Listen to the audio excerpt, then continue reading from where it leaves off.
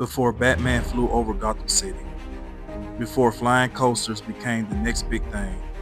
One ride delivered pure speed and intensity at Six Flags Over Georgia. It had no lift hill, no long layout, and only one inversion. Yet, it still became one of the park's most memorable thrill rides. This is the story of Viper, a roller coaster that spent only 6 seasons in Georgia, but carried nearly 2 decades of history before arriving in Atlanta. From its origins in Illinois to its final years in Kentucky, Viper became one of the last surviving examples of a classic roller coaster design that helped change the amusement industry. Today we're exploring the complete history of Viper at Six Flags Over Georgia. The history of Viper at Six Flags Over Georgia. Lost Coaster Files, Episode 1. During the 1970s, roller coaster was entering a new era. Parks wanted bigger thrills, faster rides, and more modern experiences. One of the companies leading this revolution was a German manufacturer called Schwarzkopf.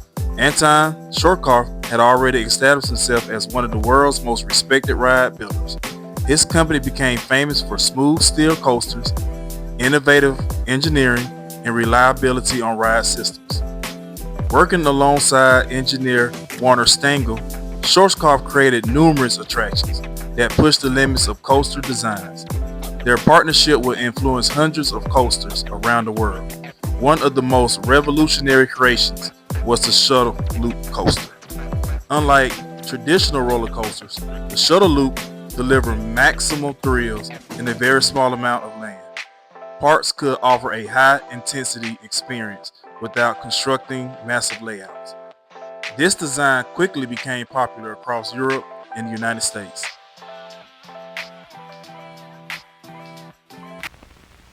I have created the most terrifying new contraption for Marriott's Great America, the tidal wave! Ooh. First, you're shot forward. Ooh. Next, the torturous loop. Up and down, then up again to blood-chilling heights. And then, you fall, screaming through the entire ride, backward. But would you ride this? You think I'm crazy? In 1978, Six Flags Great America introduced Tidal Wave. The ride immediately stood out because of its launch system. Most coasters of that time relied on chains lift, but Tidal Wave launched riders from a complete stop. The coaster usually used a flywheel launch system, large spinning wheels, short energy, and transferred the power to the car, which accelerated the train down to the launch track.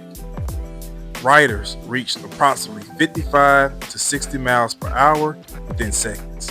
The train entered a vertical loop nearly 100 foot tall before climbing a towering spike. After gravity pulled the train backwards, riders experienced the loop a second time in reverse. The entire ride lasted less than a minute, but the intensity made it one of the park's biggest attractions. Tidal Wave represented the future of thrill rides during the late 1970s.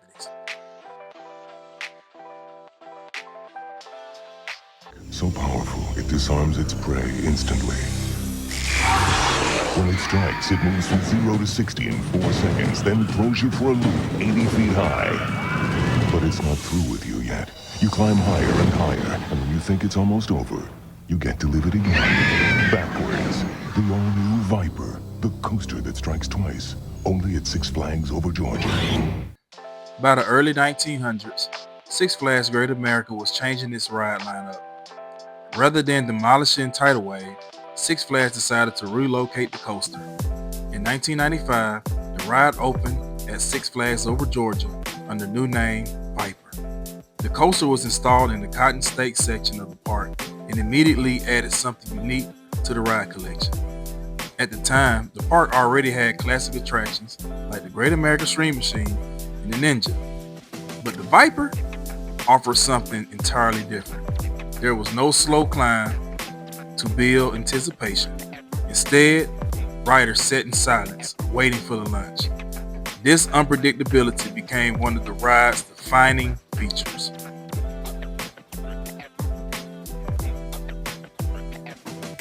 To this day, I remember as a kid, as the roller coaster was lining back up in the queue, and you heard it on the intercom. Hi, this is Swampwater Jack. You are getting ready to ride the Viper, the coaster that strikes twice. After leaving the station, riders waited as the flywheel system accelerated beneath the track. The sound of the machinery built anticipation. Suddenly, the train lunged forward. Passengers experienced strong acceleration forces as they raced towards the vertical lift. The train entered the loop at nearly 60 miles per hour, producing intense positive Gs. After exiting the loop, the train climbed to the rear spike approximately 138 feet above the ground. At the top, riders often felt nearly weightless before gravity pulled the train backwards. The backwards train was equally intense. Passengers experienced the loop in reverse before climbing the opposite spike and returned to the station. Because the riders completed the course both forward and backwards, every cycle delivered two unique experiences. Many enthusiasts still consider Schwarzkopf looping coasters among the most powerful, forceful coasters ever built. Okay, guys. Before we get back to the documentary, I just want to throw a little snippet to kind of talk about my personal experience as a kid riding the Viper. That was my dad and I's favorite roller coaster. I remember, just lapping that thing over and over and over again. Sometimes we didn't even get out the seat because the Viper on certain days was a ride that hardly had nobody in line.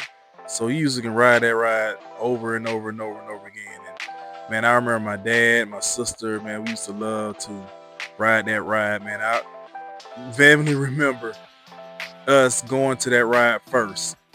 Because for you younger audience, okay, that's listening, where the main entrance of Six Flags is like right there, pretty much in front of the park where you walk in, you got Twisted Cyclone to your right, and then you got Georgia Scorcher to your left. Back in the 90s, the entrance used to be all the way over there where Pandemonium is located.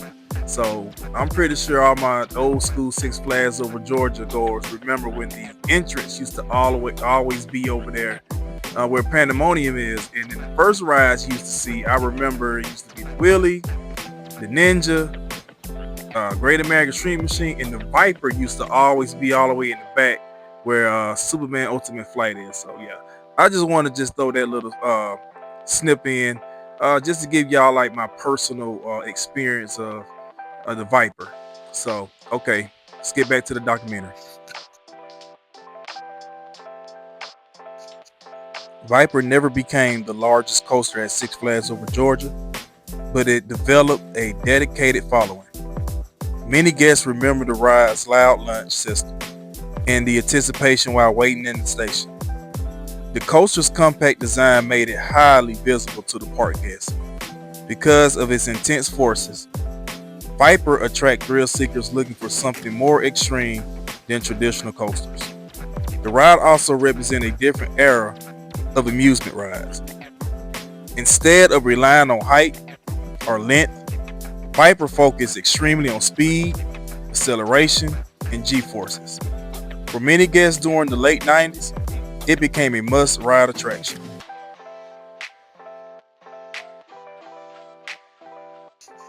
By the late 1990s, Six Flags began investing heavily into new coaster technologies. Flying coasters were becoming popular, and the company wanted major attractions tied to the recognizable intellectual properties. The park announced Superman Ultimate Flight. Unfortunately, the area selected for the new coaster included Viper's location. So, Viper closed the following 2001 season. Many guests did not realize that they was riding the coaster for the final time. It marked the era of the shuttle loop coaster at the era at Six Flags Over Georgia.